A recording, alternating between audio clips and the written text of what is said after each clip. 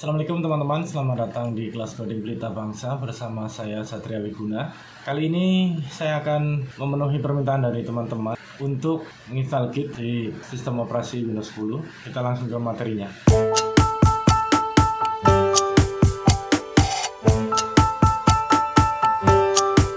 Mengenal version control system. Apa itu version control system? Sebuah sistem yang merekam perubahan-perubahan dari sebuah berkas atau sekumpulan berkas dari waktu ke waktu sehingga Anda dapat melihat kembali setiap perubahannya. Kita akan menginstal Git. Apa itu Git? Git adalah salah satu sistem pengontrol versi atau version control system pada proyek perangkat lunak yang diciptakan oleh Linus Torvalds. Ini Linus Torvalds itu pencipta Linux ya. Pengontrol versi bertugas mencatat setiap perubahan pada file proyek yang dikerjakan oleh banyak orang maupun sendiri. Git dikenal juga dengan Distributed Revision Control atau VCS terdistribusi. Artinya penyimpanan database Git tidak hanya berada dalam satu tempat saja. Oke, kita langsung ke instalasinya. Download Git, buka website resminya git.scm.com. Kita langsung buka browser. Di sini saya menggunakan setengah layar ya untuk mempermudah. Kita ketikkan saja git bash scm, enter saja git scm, kita searching aja di sini git.scm.com. Oke, kita full screen dulu. Nah, ini tampilan websitenya. Di sini ada sebuah layar monitor ya. Dia akan mendeteksi sistem operasi yang kita gunakan. Di sini saya menggunakan Windows 10 sehingga dia langsung muncul download for Windows. Kita download saja dulu, kemudian klik yang terbaru. Oke, sudah jalan. Oke, kita juga kembali lagi dulu ke halaman awalnya. Di sini untuk teman-teman bisa download ProGit untuk dokumentasi pada Git. Di sini komplit. Nanti linknya saya sertakan di bawah. Kalau teman-teman mau bekerja di dunia IT, khususnya programming, maka Git ini menjadi sebuah kewajiban yang harus atau wajib dikuasai. Hampir semua perusahaan besar menggunakan Git sebagai pengelola source code mereka. Di sini ditampilkan. Oke, downloadnya sudah selesai. Kalau pakai Windows bisa klik di sini open atau double klik. Kita langsung open saja. Kita minimize. Kita install dulu ya teman-teman. Kita next saja. Folder instalasi default saja dari directory C, program file, Git, next. Di sini kita bisa menambahkan ya icon di desktop. Untuk Git secara otomatis kita dikasih software Git bash, yaitu terminal khusus untuk Git yang menerima perintah-perintah bash atau shell command. Karena default command prompt di Windows tidak bisa menerima perintah bash atau shell command. Saya kasih contoh seperti ini. Kita start R, cmd, kita ketikkan Git, maka di sini tidak terbaca ya, Git is not recognized. Nanti setelah kita install Git, command prompt kita bisa kita gunakan untuk perintah-perintah bash atau shell command. Kita close saja, kita next. Ini default saja, next. Di sini teman-teman bisa memilih default editornya, tapi karena perintahnya hanya install, saya pakai defaultnya saja menggunakan vim. Kita next, ini next saja. Nah, di sini ya teman-teman yang tadi dimaksud dengan command prompt di Windows itu bisa menggunakan Git, kita memilihnya yang kedua nih. Sebenarnya pilihan pertama ada hanya digunakan di Git bash saja. Yang kedua yang direkomendasikan Git from the command line and also from third party software, sehingga di command prompt Windows kita bisa menggunakan Git juga. Kita next, ini default saja, next, next, next, next, next, next, next. Ini install. Kita tunggu instalasinya sampai selesai. Oke, instalasinya sudah selesai. Saya tidak mau melihat release note-nya. Kita langsung launch Git bash saja. Finish. Oke. Ini merupakan tampilan awal dari Git bash. Kemudian kita di sini dimintakan Git spasi strip version. Ini pakai titik nggak ya? Kayaknya enggak deh. Git spasi strip version. Enter. Yang muncul Git version 2.38.1 Windows.1. Oke, kemudian kita coba di command prompt ya, *r cmd. Kita kecilkan dulu layarnya. Kita perintahkan juga git spasi strip version. Oke, di sini juga sudah muncul, sehingga perintah-perintah bash dan juga shell command bisa kita jalankan di command prompt Windows kita. Untuk saat ini saya mau memakai git bash saja ya. Kita besarkan dulu, saya bagi dua layar untuk mempermudah dalam pengerjaannya. Kemudian menambahkan global config. Pada saat pertama kali menggunakan git perlu dilakukan konfigurasi username dan user email. Konfigurasi ini bisa dilakukan untuk global repository atau individu repository. Apabila belum dilakukan konfigurasi akan mengakibatkan terjadi kegagalan saat menjalankan perintah git commit. Oke, kita langsung saja. Git spasi config spasi strip global spasi user titik name spasi dalam petik 2 Satria titik Wiguna, dan enter. Kemudian kita ketikkan lagi git config strip global spasi user titik email spasi petik 2 Gunakom teknologi petik 2 lagi, enter. Oke, sudah selesai. Kemudian di sini disebutkan perintah dasar git ya. Git init itu perintah untuk membuat repositori lokal. Git add untuk menambahkan file baru atau perubahan pada file pada staging sebelum proses commit. Git commit perintah untuk menyimpan perubahan ke dalam database git. Git spasi push spasi strip u spasi origin master perintah untuk mengirim perubahan pada repositori lokal menuju server repositori. Git clone terus dalam kurung URL perintah untuk membuat working directory yang diambil dari repositori server. Dan git remote add origin URL perintah untuk menambahkan remote server atau repositori server pada local repository working directory. Git pull perintah untuk mengambil atau mendownload perubahan terbaru dari server repository ke lokal repository. Kita langsung saja membuat repository lokal. Di sini buka direktori aktif, misal D lab pemrograman 1, buka menggunakan Windows Explorer. Kita gunakan Windows Explorer saja. Berhubung tidak semua komputer ada local disk D-nya, ada yang hanya local disk C, maka saya akan membuat di local disk C. Di sini kita buat saja new folder. Saya buat setengah. Di folder ini kita ganti dengan nama labs underscore pemrograman 1.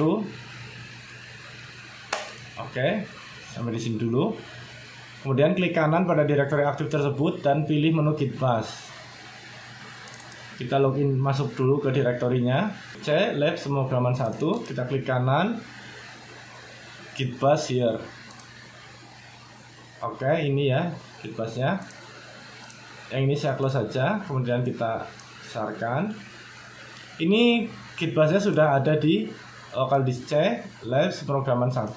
Kemudian kita buat direktori project praktikum pertama dengan nama latihan 1. Oke, caranya adalah mkdir spasi latihan 1, enter.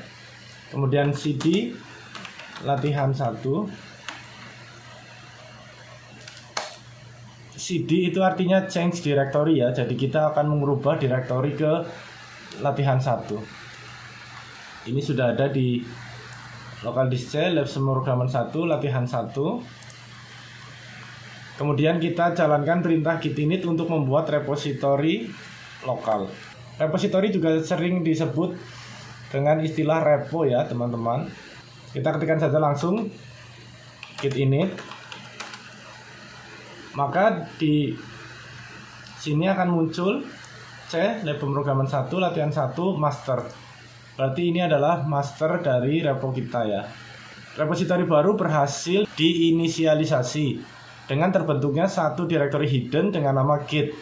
pada directory tersebut semua perubahan pada working directory akan disimpan. Kita coba cek apakah ada folder dengan nama Git. Kita buka local disk C, ini sudah ada latihan 1, tapi kosong ya teman-teman. Kita bisa klik di view untuk menampilkan hidden file option, change folder and search option. Kemudian kita ke view, di sini show hidden files, folder and drive. Saya juga akan menambahkan hid extension for now file type.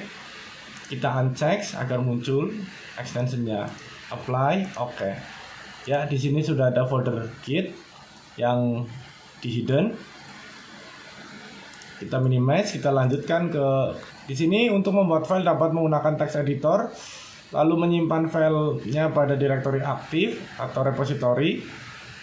Di sini kita akan buat satu file bernama readme.md. Ini merupakan text file ya teman-teman. Kita tinggal ketikkan saja perintahnya, echo spasi ketik 2 pagar spasi latihan spasi 1 ketik 2 spasi lebih besar readme.md. Tunggu, tapi ini latihannya di sini pakai spasi ya teman-teman. Sedangkan di sini kita diperintahkan latihan 1. Kita coba dulu saja sesuai dengan instruksinya. Enter. Muncul, coba lihat hasilnya. Dia muncul di sini. Oh, ternyata spasinya nggak berpengaruh ya. Ini DC program 1 latihan 1 readme.md. File readme.md berhasil dibuat. Cara melihatnya adalah ls spasi min l, ls spasi min l. Oke, masih sama. Kemudian kita akan menambahkan file baru pada repository. Untuk menambahkan file yang baru saja dibuat tersebut, gunakanlah perintah git add spasi namanya ya, git spasi add spasi readme.md. Enter. Ada masalah di sini. Warning, in the working copy of readme.md, lf will be replaced by crlf the next time git you cache it. Ini kenapa munculnya berbeda? Kita coba dulu lanjutkan ke perintah bawahnya ya, git spasi status. Enter. Ini kalau git statusnya sama, no commit yet, change to be commit, use git to on stage. Oke, ini tuh batalkan readme.md. Oke, kita coba lagi perintah yang tadi, git add readme.md. Sudah, kita tidak muncul error. Kemudian kita lanjut untuk commit, menyiapkan perubahan ke database. Untuk menyimpan perubahan yang ada ke dalam database repository lokal, gunakan perintah git spasi commit spasi min m komentar commit. Di sini dicontohkan komentarnya file pertama saya. Kita langsung ketikkan lagi, git spasi commit spasi min m spasi ketik 2 file pertama saya ketik 2. Enter. Oke, hasilnya sama. Di sini sebenarnya kita bisa mengetikkan, kita clear dulu ya teman-teman ya. Ketikkan clear untuk membersihkan busnya. Kita bisa ketikkan git status. Enter. No branch master, nothing to commit, working tree clean. Artinya tidak ada file yang butuh di commit. Kemudian membuat repository server. Server repository yang akan kita gunakan adalah http://github.com. Anda harus membuat akun terlebih dahulu. Di sini saya tidak memberikan video untuk membuat akun. Silahkan teman-teman membuat akun sendiri karena saya sudah membuatnya. Oke, di sini kita ketikkan github.com, enter. Ya, di sini saya sudah punya ya. Coba kita kelihatan nggak kayak gini? Coba kita kecilkan. Nah, oke, seperti ini, semoga nampak. Dan kita klikkan tanda plus, klik new repository. Oke. Kemudian di sini isikan nama repository, misal lab py1. Lab py1. Kemungkinan kita akan menggunakan bahasa pemrograman Python, sehingga di sini ditulisnya lab py1. Lalu klik tombol create repository. Create repository. Oke, sudah berhasil, sudah ada ya, kelas coding Pelita Bangsa garis miring lab py1. Kemudian menambahkan remote repository. Remote repository merupakan repository server yang akan digunakan untuk menyimpan setiap perubahan pada lokal repository sehingga dapat diakses oleh banyak user. Untuk menambahkan remote repository server, gunakan perintah git remote add origin URL-nya. Oke, kita akan coba. Kita copy dulu URL-nya. Kita ketikkan di sini git spasi remote spasi add origin spasi Ctrl V. Tidak mau, klik kanan, paste. Kita hapus dulu. Harus digeser ya teman-teman.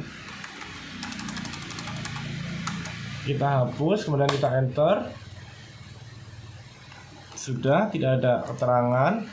Kemudian push, mengirim perubahan ke server. Untuk mengirimkan perubahan pada lokal repository ke server, gunakanlah perintah git push. Kita ketikkan saja di sini git spasi push spasi min u spasi origin master. Kita enter. Kita lihat hasilnya. Muncul sign in with your browser. Oke, coba kita klik dulu. Muncul sign up ya. Di sini ada perbedaan ya. Di modulnya harusnya minta username for github.com, password for minta username passwordnya. Cuman di sini kita justru tampil connect to GitHub. Kita klik saja, coba sign in with your browser. Mana? Oh, di sini. Kemudian muncul seperti ini. Git Credential Manager by Git Credential Manager. Want to access your class coding Pelita Bangsa account. Ini kita klik di sini saja, read and write access. Oke. Authorize Git Credential Manager. Kita coba klik. Localhost portnya 57944 tidak terbuka. Kita enter lagi. Oke, ternyata di sini sudah ada perubahan ya teman-teman. Info please complete authentication in your browser. Emulating object 3 down, counting object 100%. Oke, coba kita cek. Compressing object. Oh, sama ya, branch master setup to track remote branch master from origin. Oke, sudah sama. Kemudian kita bisa melihat hasilnya pada server repository. Buka laman github.com-nya, arahkan pada repositorinya. Coba kita besarkan saja. Kita masuk ke home-nya dulu. Seperti ini. Kemudian klik di sini. Oke, di sini sudah muncul ya teman-teman. Kita ke home dulu, terus muncul di sini sudah ada readme.md sama file pertama saya sama. Oke.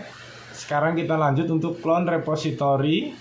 Kita bisa gunakan clone repository. Clone repository pada dasarnya adalah mengcopy repository server dan secara otomatis membuat satu directory sesuai dengan nama repository working directory.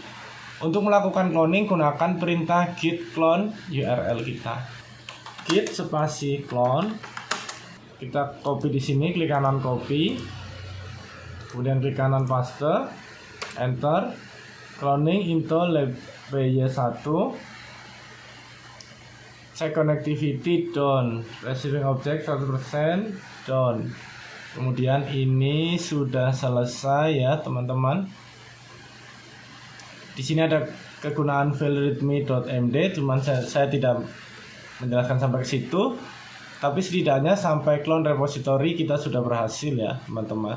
Sekian video dari saya. Apabila bermanfaat, silahkan klik tombol like dan subscribe dan share ke teman-teman yang lain. Apabila ada pertanyaan, silahkan klik di kolom komentar. Nantikan video-video berikutnya. Sekian dari saya, terima kasih. Salam kelas coding Pelita Bangsa. Wassalamualaikum.